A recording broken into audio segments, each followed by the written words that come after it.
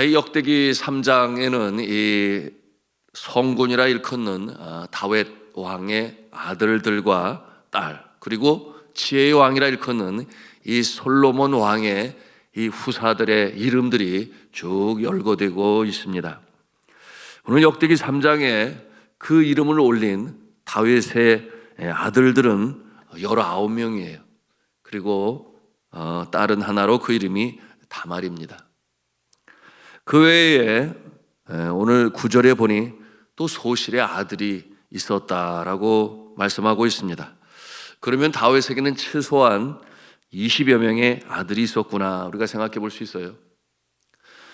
자녀를 낳은 정실로 소개되는 다윗의 부인은 7명입니다. 그리고 그의 소실의 이름이 기록되지 않았어요. 우리가 이런 질문을 해봅니다. 그래서 다윗은 그의 19명의 아들들로 인하여 행복하였는가? 불행히도 그러지를 못했습니다. 생각해 보십시오. 7명의 아내를 통해 얻은 19명의 아들들이에요.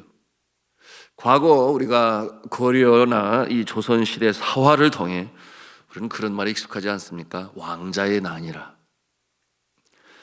권력을 얻기 위해서 형제들끼리 전쟁을 치릅니다. 그러니 그 모습을 보는 부모님의 마음이 행복하겠어요? 모친을 통해 아들에게 영향력을 미치는 경우가 있고, 그런가 하면 아내를 통해서 미치기도 했습니다. 그런가 하면 뒤편에는 처가 쪽에 야욕이 도사리고 있었으며, 당파에서 권력을 장악하기 위해 이 왕자의 이 힘을 얻고자 또 영향력을 미치기도 했습니다. 다윗의 장남인 이 암논은 자신의 정욕을 못 이겨서 배가 다른 이 압살롬의 동생 그 누이인 다말을 억지로 취하였어요. 쫓겨온 다말의 억울한 사실을 알게 된 압살롬은 이 아버지인 이 부왕 다윗이 이 장남인 이 암논의 잘못된 모습을 심판하시기를 기대했습니다. 그렇게 되면 셋째 아들인 압살롬 자신이 이제 왕의 후보자로 서게 될 것이다. 왜냐하면 둘째 아들 다니엘은 어렸을 때 이미 생명을 잃었기 때문이에요. 그런데 정작 부왕인 다윗은 이 장남의 잘못된 모습을 보고서도 그를 심판하지 아니했어요. 그럴 때 이 압살롬은 마음에 상처가 되었고, 그리고 2년 동안 그 마음에 칼을 갑니다. 그리고 어느 한날 그의 모든 형제들을 한 장소에 초청하였고, 부하들을 통하여 이 다윗의 장남인 이 암논을 죽이고 맙니다. 그러면 압살롬이 다윗을 이어서 또 후계자가 되었는가 하면 그렇지 못했어요.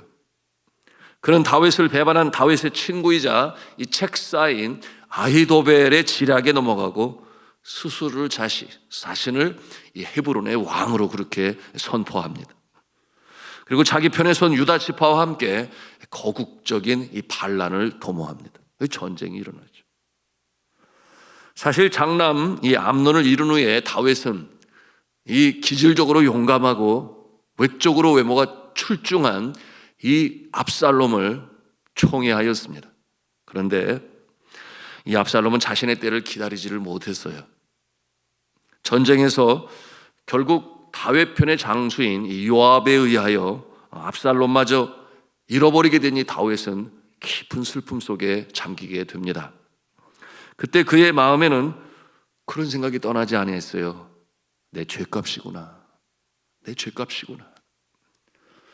그의 신하 우리야 장수의 아내인 밧세바를 취하고 그의 죄를 감추기 위해서 그 신실한 이 장수인 우리야마저 전쟁터에 맨 앞에 서게 함으로 죽게 만든 이 다윗이었어요.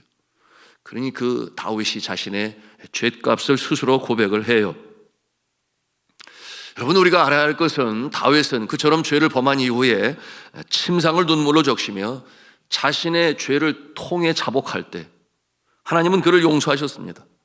그러므로 사울처럼 그 생명을 취하지 아니하셨어요. 그런가 하면 이스라엘 그 나라를 계속해서 왕으로 다스릴 수 있도록 하나님은 허락하셨습니다. 그러나 여전히 남아있는 것이 있었으니 그가 받아야 할 징계는 여전히 남아있었습니다. 그 첫 징계는 다윗과 밧세바 사이에 출생한 첫 아들이 아기 때 죽게 된 것이요. 둘째는 장남 암논을 압살롬 때문에 잃은 것이요. 셋째는 압살롬이 반역을 일으키고 부자 간의 전쟁이 일어난 것이요. 그리고 넷째는 그 총리하던 압살롬마저 그처럼 요압 장수에 의하여 생명을 잃게 된 것입니다. 여러분, 왜 이와 같은 모습이 나타날까요? 공의의 하나님은 징계를 통하여 다윗이 자신이 지은 그 죄를 늘 기억하게 하시고, 그러기에 겸손한 모습으로 하나님을 경외하며 또한 백성들을 신실하게 잘 다스릴 수 있도록 그렇게 늘 생각나게 하셨던 것입니다. 자, 주 안에 사랑하는 성도 여러분, 그러므로 우리가 확실히 알아야 합니다. 죄를 범하여도 철저히 회개하면 예수 그리스도의 십자가의 보혈로 용서함 받을 수 있어요. 그러나 그럼에도 불구하고 여전히 징계는 남아 있습니다. 이 징계는 무엇과 같은가? 연단과 같다고 할 수 있겠어요. 특별히 많은 사람들에게 선한 영향력을 미쳐야 하는 이 특별한 사명을 갖고 있는 자, 그 자의 성품이 성숙하고 또한 거룩해지도록 이 불같은 징계를 통하여 하나님께서는 그를 완전히 새롭게 만드시고 나서야 다시금 주님께서 사용하셨던 것입니다. 우리가 이와 같은 이 성경의 모습들을 통해 그렇구나. 그러므로 하나님께서는 특별히 귀하게 사용하시기를 원하는 자에게 연단을 통하여 늘 한치 착오도 없이 그 마음이 주를 향하여 하나님을 경외하고 겸손한 모습으로 그 사명을 이루어 가시는 하나님 아버지심을 우리는 알아야 하겠습니다. 그러므로 그와 같은 모습을 사랑의 매다 그렇게 생각하시면 틀림이 없어요. 주님의 사랑으로 그렇게 행하는 것입니다.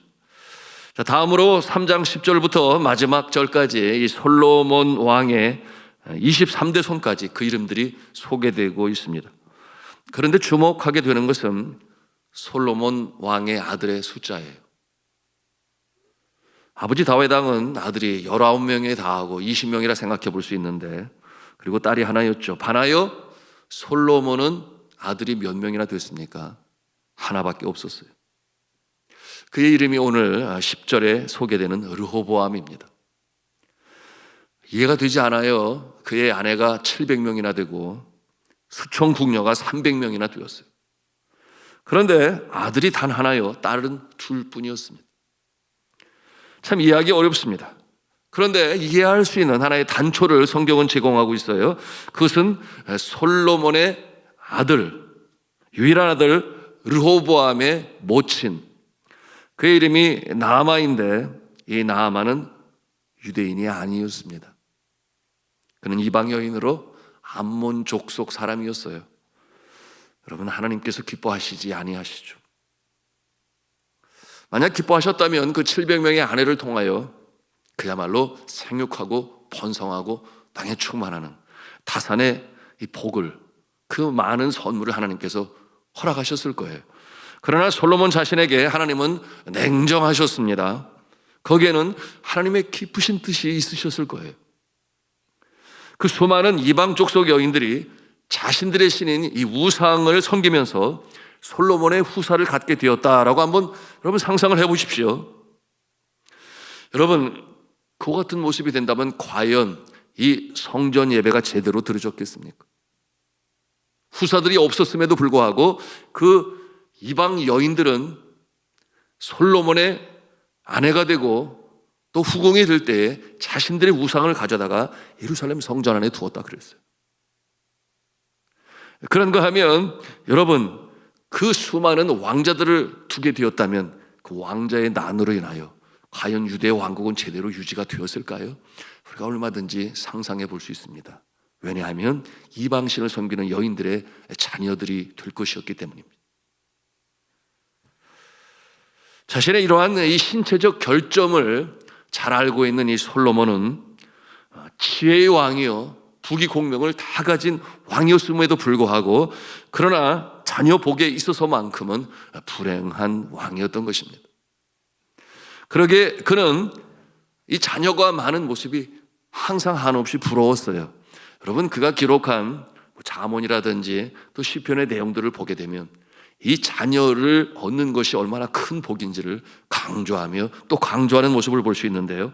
솔로몬은 시편 127편에 뭐라고 고백을 하는가? 자식은 장사의 수중에 있는 화살과 같다. 그 화살이 화살통에 가득한 자는 참으로 복되도다. 그와 같은 내용으로 고백을 합니다. 어제도 나누었어요. 그럼에도 불구하고 하나님께서는 유대 왕국을 계속해서 이어 나가십니다. 그것이 무엇으로 된 것인가? 하나님의 은혜로 된 것이다. 여러분, 이 땅에 선택받음이라고 하는 것은 하나님의 은혜로 되어지는 것이에요. 어떠한 특별한 능력이 있어서 또한 성품적으로 인격적으로 훌륭해서 그런 이유 때문이 아니라 부족하고 연약해도 하나님께서는 하나님 편에서 택하시고 또한 약속을 지키시기 위하여 그를 새롭게 만드실지언정 연단을 통하여 징계를 통하여 그의 성품을 새롭게 하심으로 하나님의 나라를 이어가셨던 그 손길 경륜, 그것이 바로 하나님의 은혜로 나타나는 것입니다. 그러므로 나의 나된 것은 다 하나님의 은혜라 고백을 했던 이 사도 바울의 고백은 틀림이 없어요. 그처럼 하나님을 제대로 알지 못하여 예수 그리스도를 따르는 남녀노소 할 것 없이 잡아다가 감옥에 가두고 스데반 집사가 그처럼 순교를 당하며 그의 옷을 잡아 증인이 되었던 이 사도 바울, 그럼에도 불구하고 하나님이 그를 부르시고 이방인들을 위한 그릇으로 삼으셔서 그처럼 놀라운 역사를 이루게 하신 것은 하나님의 은혜라, 천적인 하나님의 은혜라. 여러분, 사도 바울은 그것을 깨달을 수 있었습니다. 여러분, 이와 같은 모습은 다윗도 마찬가지요, 솔로몬도 마찬가지요, 이로 이어지는 이 유대 왕들의 모습 다 마찬가지예요. 하나님을 경외하며 사랑한 다윗의 가문은 비록 그의 자손 중에 악한 자들이 있었음에도 불구하고 끝까지 존속되게 하시고 또 번성케 하셨습니다. 이것이 하나님의 은혜죠.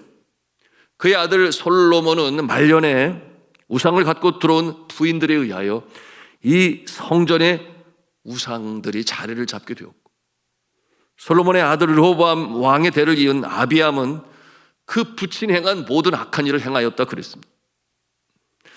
아하시아는 아합의 길로 행하여 악을 행하였으며 또한 아하스는 이스라엘 열왕의 길로 행하였다. 그 부정적으로 기록한 내용이에요. 므낫세는 심히 악한 우상 숭배자였고 또 여호아하스, 여호아긴, 시드기야도 다 하나님 보시기에 악을 행하였다라고 열왕기하 23장에서 25장까지 쭉 열거하고 있어요. 그럼에도 불구하고 약속을 지키시는 하나님께서는 은혜를 베푸셔서 다윗의 집을 보존하시고 마침내 그 가문에서 이 땅에 메시아로 오신 예수 그리스도께서 탄생하게 하셨습니다. 오늘 3장을 통해 또 배우는 다른 것이 있는데요, 그것은 뭐냐면 선대의 신앙이 자손에게 혈통으로 이어지지 않는다라는 것을 우리가 발견합니다. 다윗은 하나님의 마음에 합한 자로 그 범한 죄에 대하여 철저히 통해 자복하고 회개하고 용서함 받은 이후로 정말 하나님을 경외하며 신실한 모습으로 이스라엘 백성들을 다스렸습니다. 그런데 그의 아들 솔로몬은 말년에 믿음을 잃었죠.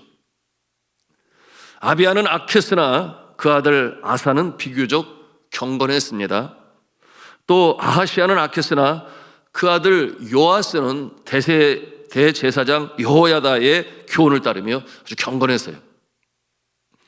또 아하스는 악했으나 그 아들 히스기야는 매우 경건하고 의로웠기 때문에 15년이나 그의 생명이 연장받는 축복의 역사도 있었습니다. 그러나 히스기야의 아들인 므낫세는 또한 심히 악했어요. 므낫세는 그의 아들 아몬도 마찬가지인데 심히 악했지만은 그러나 아몬의 아들 요시아는 또한 매우 경건하였습니다. 무엇을 보여주는 거예요? 이 믿음과 경건이 늘 혈통으로 이어지는가? 그렇지도 않을 수도 있다라고 하는 것을 이 계보를 통하여 우리는 발견하는 것입니다. 그럼 우리 예수 그리스도께서는 뭐라고 말씀을 하셨는가? 육으로 난 것은 육이요 영으로 난 것은 영이다. 육으로 난 것은 육이요 성령으로 난 것은 영이다. 그 같은 말씀을 하셨습니다. 부모가 잘 믿는다고 해서 자녀들이 자동으로 믿음이 있는 자가 되느냐? 그렇지 않을 수도 있다라고 하는 것입니다. 또한 부모가 악하다고 하여 자녀들이 반드시 악한 모습이 되느냐? 그것도 아니라고 하는 것이에요.